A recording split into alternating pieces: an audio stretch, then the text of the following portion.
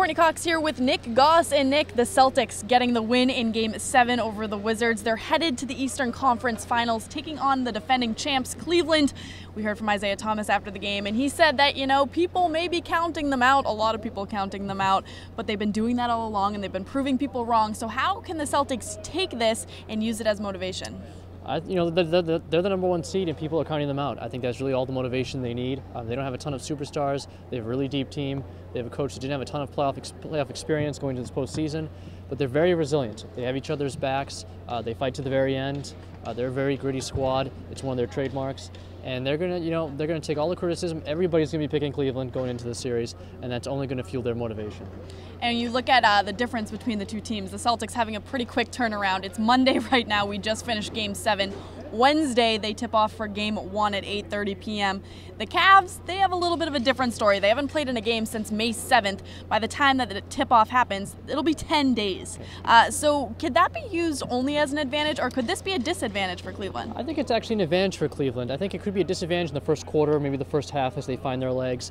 But they've had a lot of almost more than a week to practice. They had a lot of injuries this season. J.R. Smith, Kevin Love, Tristan Thompson.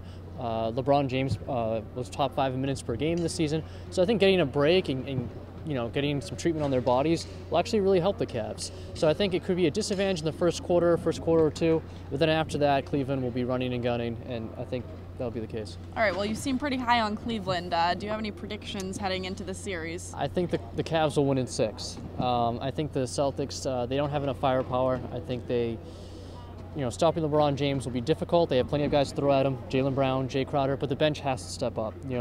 The Cavs are going to trap Isaiah Thomas in the perimeter, force him to give it up. He did a pretty good job in this series, finding guys in the right spots. Kelly Olynyk stepped up tonight in a huge way.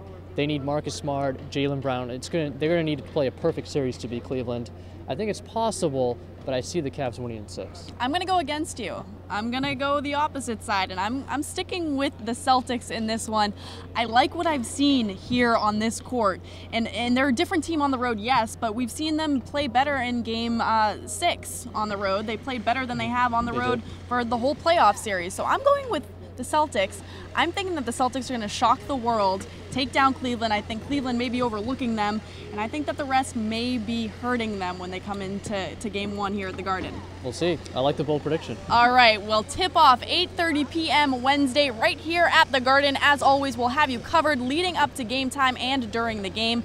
If you want to follow along with Nick on Twitter at Nick Goss Nesson or myself at Cox Courtney, but make sure to keep it locked in right here at Nesson.com for all your playoff needs.